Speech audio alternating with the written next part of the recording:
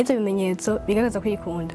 Cya kabiri Timoteyo 3:1 kugeza 2 hava gukomera vy'iherezo hazabantu bikunda birarira bakunda amahera babibone batukana.